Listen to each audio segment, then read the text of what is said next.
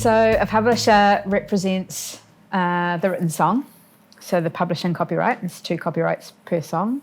One is master recording, which is normally looked after by a label. But the publisher looks after the written song, which is the actual written song and the lyrics. So a lot of people think that it's just the lyrics, but it's actually the entire song. When you're represented by a publisher and someone comes to you and says, I want to use this song for something like a scene that might be violent or a product that you don't believe in, you've got every right to decline it.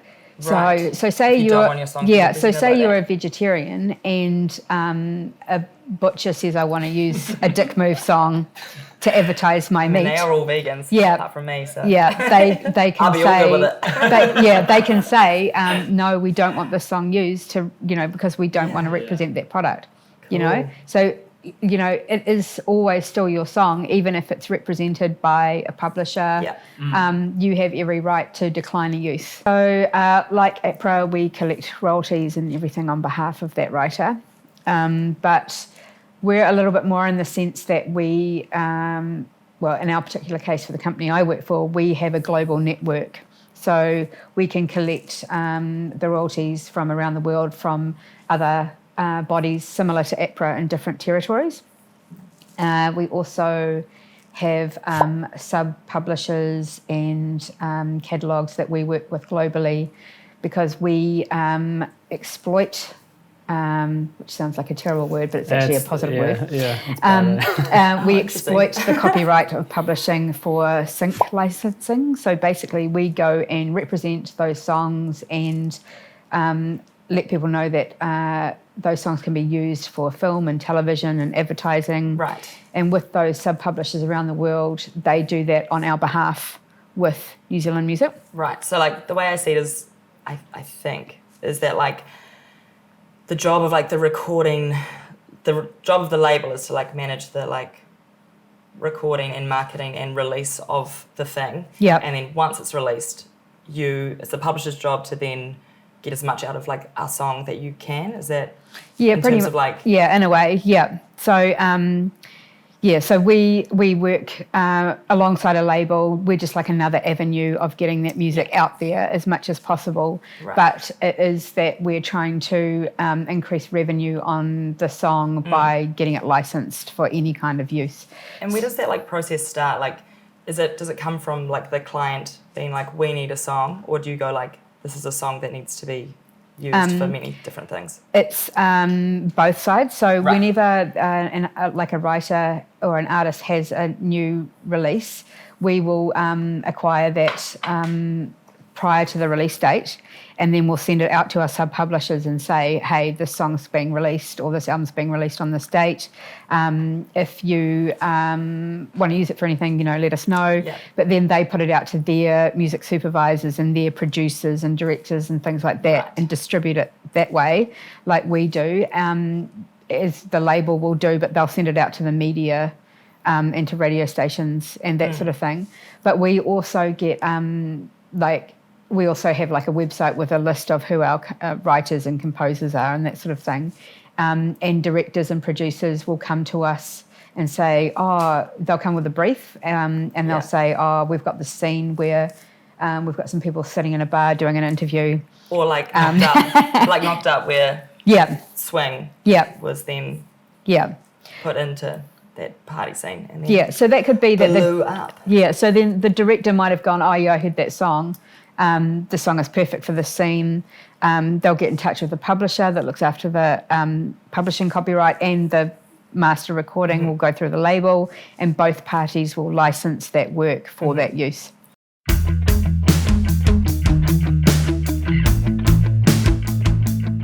What kind of publishing deals are there? Well, there's essentially 2 kinds. There's an admin deal, which is 3 years. Your works are represented by the publisher. It doesn't have an advance, and at the end of the 3 years, you can decide whether you want to stay with the publisher or you can move to the next kind of deal. And we generally sign people with an admin deal when they're kind of first starting out, or they might be established artists, but they're kind of want to have be tied into something for too long. Splits on the royalty collection are generally a little bit more favourable. On the performance and sync and mechanicals and things like that. With a direct deal, you're signed up for usually a minimum of 5 years, and in that one you're offered in advance. So basically, we will pay you money, and then the royalties that we collect go towards recoupment for that. Like you are paid, like say for the performance, you're paid 50% of your performance direct from APRA, and then 50% of that goes to the publisher. Right. And then of that, they take a commission to, administer. Whereas the other deal that doesn't, you're not recouping back those costs. No, because you haven't borrowed any money. Right. But with a direct deal, you borrow the money, so you recoup through performance and synchronization, like when we license for an ad or whatever. Though the direct deal is normally about 5 years, but there's a retention period. And that's generally between 12 and 15 years. And there'll also be a 1 year collection period while, it's kind of like you're mopping up all the royalties. So that direct deal, as you can imagine, you're starting out, that sounds like, oh my God, that's like 20 years. Yeah. 20 years of my life is signed up, Commitment. So that's why we kind of tend to do an admin deal to start with. Yeah. And then, and within an admin deal, you can change at any time if we feel that, both parties are kind of happy with what's happening. And we also do hybrids of those. We do like rollover deals. So we may advance, say, 10,000 in the first period. And then if you recoup that really quickly, then we'll give you another 10,000, right. That sort of thing. So with our company, because we're small and niche, we have the ability to adapt those agreements to how they suit both parties.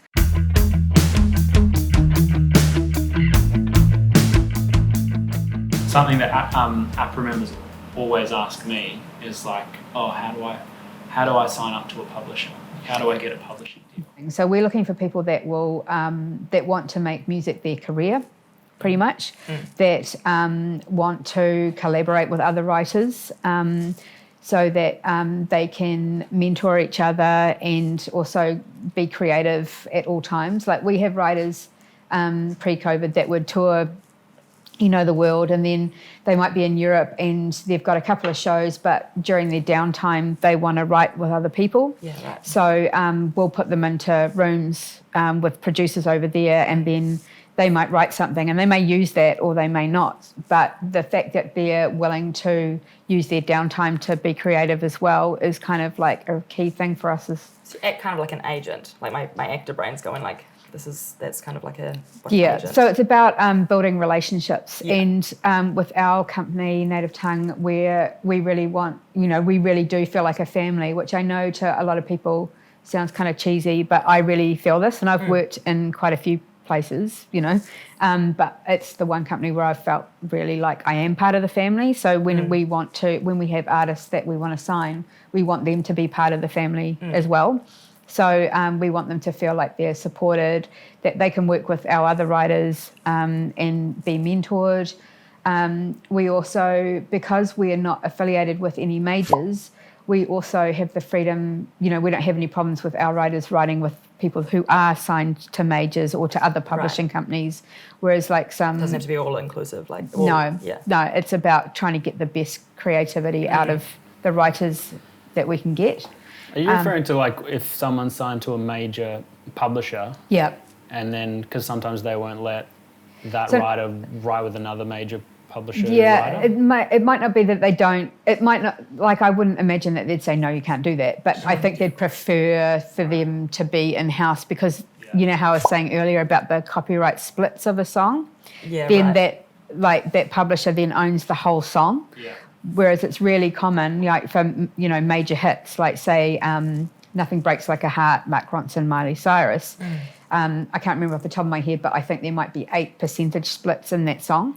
Whoa. Yeah, so that means that different people who are represented by different publishers, when you go to clear the license for that song, you have to approach 8 different All of them. Yeah, Wow. places.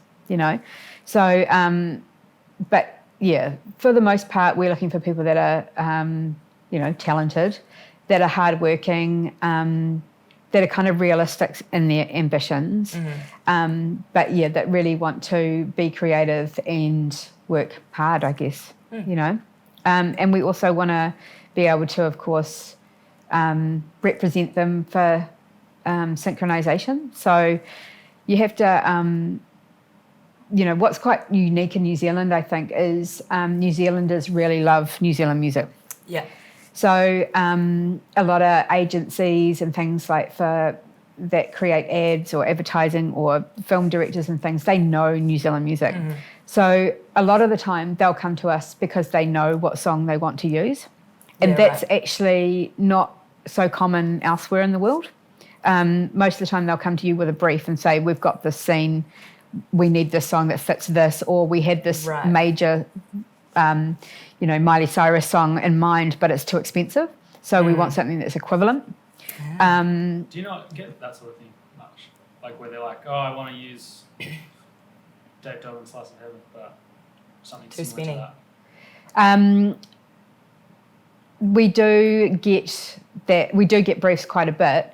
And for the most part, it'll be a New Zealand song, and then they want another New Zealand song that does.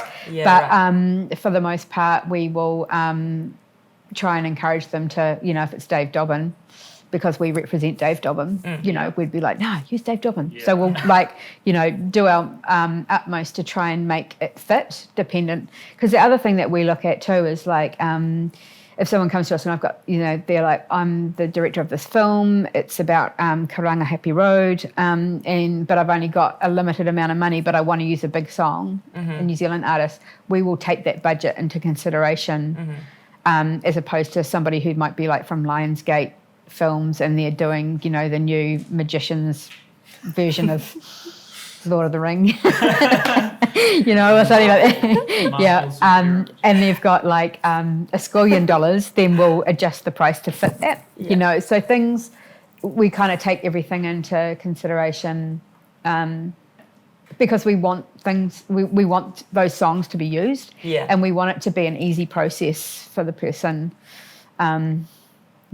So I mean, I know that sometimes from the outside looking in, it seems quite complicated, but I think for both APRA and Native Tongue, we always try and explain to people to try and educate them. Like I fundamentally feel like publishing in its utmost is about educating people on, how you can exploit the copyright to your advantage and good exploit. Yeah. But it's like, so you can actually get money to live, because everyone knows that musicians don't, they're wearing their hearts on their sleeves. I'm not a musician. I mean, I wish I was, but we all get such pleasure out of music and people producing music that we should be always trying to help musicians make money and revenue and supporting them in doing that and making sure they're safe, So I think, understanding the fundamentals of things like publishing is really, really important, Yeah. Is it ever tied to output? Like, how you see, like, you hear about dodgy record deals and, like, artists are always saying, like, oh, this is the last album on this deal? Yeah, so delivery kind of clauses. Yeah. So I think in the beginning with publishing and in our company, they may have said, right, you've got to deliver 3 albums within that period of time. But we've changed that because I think the nature of the business has changed, where some people are only releasing singles, some people are releasing EPs, that sort of thing.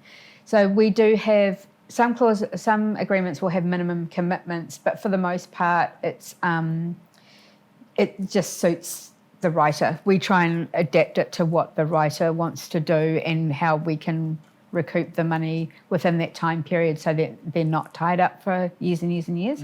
We do really want it to be what's best for the writer so that they can be creative and, be sustainable. Which probably sounds a bit airy-fairy, but I think that's why I actually really love working for this company, is that they actually really do care about the writer.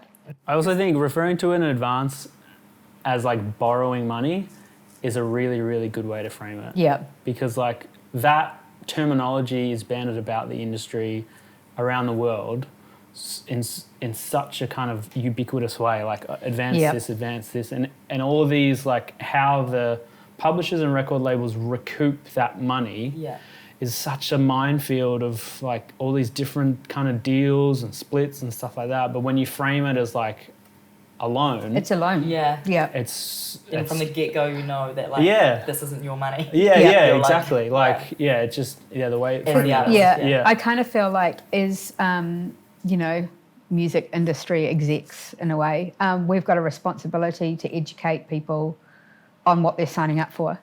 Like I would always heavily recommend to everyone to get a lawyer or somebody who knows their stuff to read over any contract before signing it. Like I just, you know, there's too many stories where people sign up for things they don't quite understand and then they get really angry and they get really angry at the industry as a whole. And, you know, it shouldn't be like that. It should be that, you know, if you're signing something, try and fully understand what it is or have someone you respect fully understand it so that you know what you're signing up for. Because as I said, like, you know, an admin deal is 3 years. That actually goes pretty quickly. You know, 3 years gives us enough time to get the music out to all our sub-publishers, kind of build a little bit of a brand within our global network around that writer.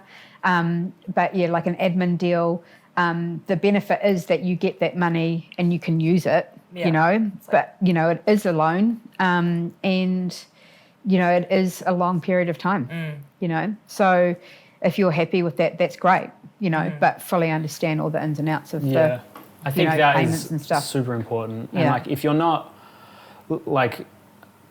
comfortable approaching an organisation like APRA or one of the industry organisations, then you've got to lean on the people around you and other musicians. Yeah. Like people will come to us for kind of advice on maybe different sync deals and stuff like that. And our first thing is always you've got to get a lawyer to have a look at it first of all, but also like talk to your community of musicians and get their opinion, because hopefully there'll be someone that can kind of lead you to, you know, providing some good advice, or they might have an example or something. You know, like you had the advantage of being in a band with people that have been in the industry for a really, really long time. And so you can kind of lean on that when, if there's gaps of knowledge that you don't have.